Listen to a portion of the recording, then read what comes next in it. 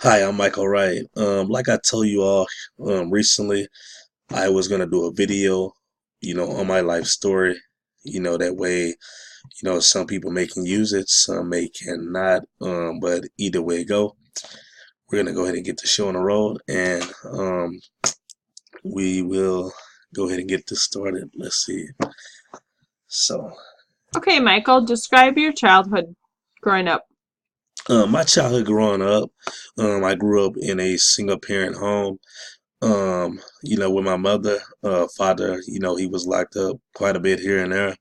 But the time he was out, he did what a father supposed to do, take care of business and everything. But fortunately, we all go through different things and fall short in different areas. So, just can't fault him for it. But just be the supportive and keep moving forward. As you know, probably with a woman raising a boy, even a women can raise you know, the children up pretty good, as far as spoiling. But with a boy, boys already have a lot of energy. And in my case, I had plenty of energy. And just like a German Shepherd, you put a German Shepherd in, an isolated area and you let him out in the open, he's going to tear up some stuff. And that's what, I kind of experienced, due to the violence in the area and a lot of things going on at the time. Our mother kind of kept us, protected, like, and, isolated some school back home, outside a little bit here and there. But, just, with a lot of the things that were going on in the neighborhood. So, she did like a mother supposed to, and, just kind of shield us up from all that negativity. What made you upset as a child? What made me upset as a child? Again, boys, we already bad. We got different things we go through. Some things that made me upset coming up as a child is, um, I used to open up and talk to people. I used to be very open, just talk, tell people how I feel and everything. And then at the same time, when they take what I told them, and, just go, he said, put everything out there and open, like, okay, I thought I just told you this. What? How the heck did you find out this? Oh, such and such said this. And, that made me shut down as a child coming up. And, I developed, the I don't care attitude. I developed, don't trust anybody. Like, you know what, forget this. I'm gonna keep everything to myself. And and to some of the parents out there, that's one thing you definitely do not want. You want to make sure that you constantly have an open ear to your child. And like I say, in most cases, single parent homes, that'll be tough to do because, especially if it's just a mother, because, she's always working. She's trying to do everything she can to make sure, her child, you know, has everything they need. So, that's kind of hard in that instance. But, so that's one of the main things, even if you, like my mother, she opened up, and, it wasn't just her. She opened up, and it was other people also helping her out, with me coming up. So, but still, no one is like mother, or father, So, some things I just didn't, open up to, and they kind of fueled me up, even though I was already bad, but they kind of fueled it up even more, and made me just keep on acting angry, doing stupid stuff. How did you get to the point of being out of control? To the point of being out of control. It's just like it doesn't happen overnight. It's like you know a time of developing, the same behavior. You go to sleep angry, you wake up angry. You go to sleep angry, you wake up angry. Go to sleep angry, wake up angry. It develops a pattern. And that's one thing also we have to make sure that we address at a early age. Cause if you let your child develop that pattern of, constantly being angry, going to sleep angry, and instead of, addressing the issue in a situation, that can become, very bad down in a way, down the road, stuff like that. And even if you do address it, and sometimes the child, especially a boy, for instance, want to talk to someone else besides the mother. The mother can't just, you don't want to open up and talk to the mother just about anything. And if you don't have anyone that you can trust, then, it's just building up, over and over. So, Who helped you out on your transformation process? Transformation process happened when I want to say when we moved from Fort Worth to Goodrich. I went through several schools from Goodrich to, let's see, what was that? Livingston, I think. I went to Corgan for a little bit and Shepherd, then back to Goodrich where I finished up. The city of Goodrich really embraced me. It's like and that's why I really respect them and love them to this day.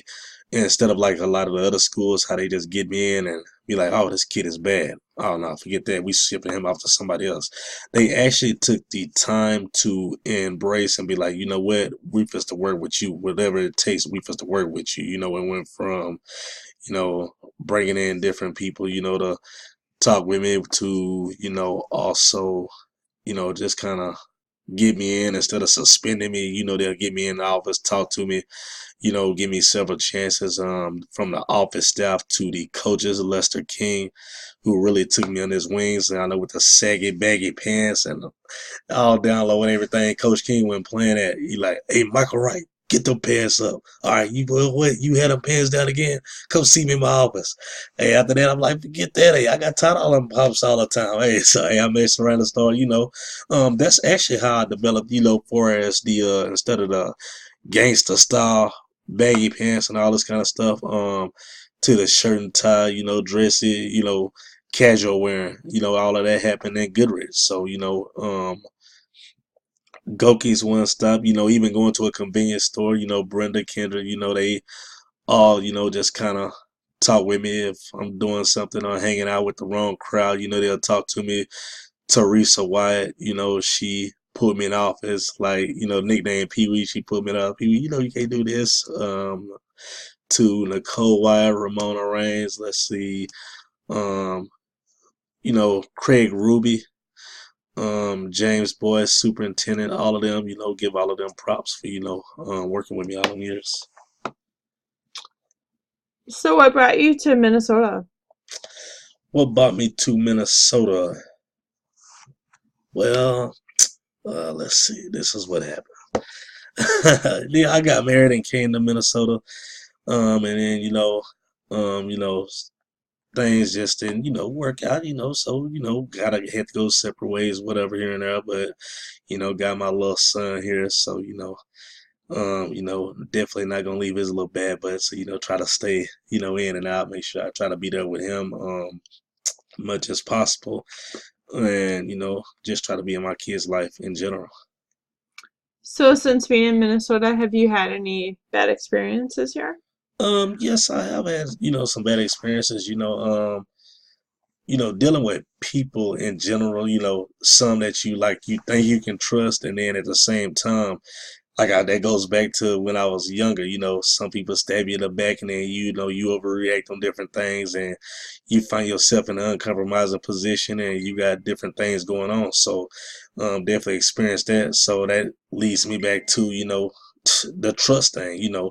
You got to be careful who you let in your circle to trust. One of the main traumatizing things that happened since I've been in Minnesota is when I was here, and first I know Molly Woods. I know her and Johnny was a big part of me, getting out traveling, and that's probably why I'm in Minnesota to this day. They really took me under their wings. The death of Molly, I know that was really traumatizing for me since I've been in Minnesota.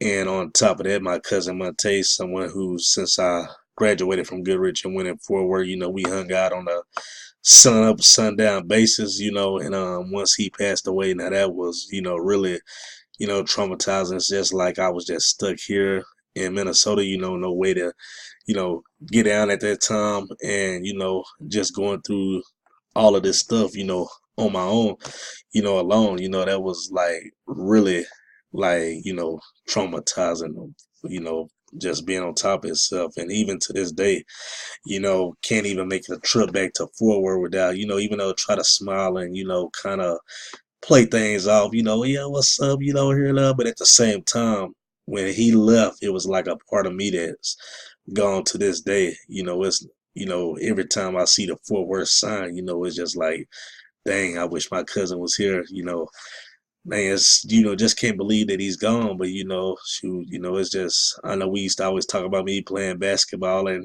making it here and there. We just used to ride up down Berry, just jamming the music, just having fun, So we just like cousin slash brother. So that's still, like I say, still got me today. But hey, trying to make it through it and keep on going and staying strong and trying to make this Midwest Basketball League, a success. It's more than a game. For the simple fact, the basketball is a way that I get through with the hurt and the pain inside, the smile.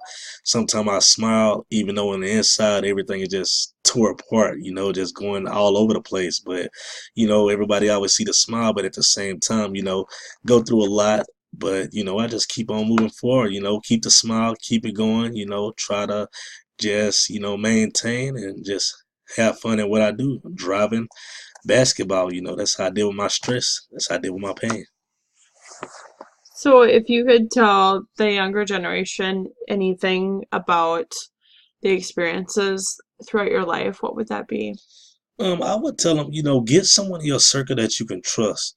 Cause if you keep everything bottled up on the inside, that can create a disaster and on top of itself, in itself by itself in general. So it's best to talk about different things, even if it's like, someone at the church or anybody, just grab somebody that you can trust, that you can talk to about anything that will keep it in and that won't betray your trust. You do that, then you can find yourself releasing a lot of stress. You can find yourself, not going to the games, or looking for a way out. Because that's what lot of the kids do. They feel abandoned. They feel no one cares, and then just go off and venture off. Parents, make sure you keep your kids active. Sports. If you're not there, don't be afraid to think outside of the box, like my mother did. She wasn't afraid to think outside of the box, but when we moved to Goodrich, it's like she wasn't alone. It was like the city embraced around us, to help her out, during that time as well. So, just stay open, just stay motivated. You can't please everybody. Do yourself. Don't please everybody. Just, just live for you, just keep on going. Well, thank you, Michael. It's been nice chatting with you today. I'm sure we'll hear much more from you. So, good luck to you. All right. Thank you very much. Bye bye. Bye.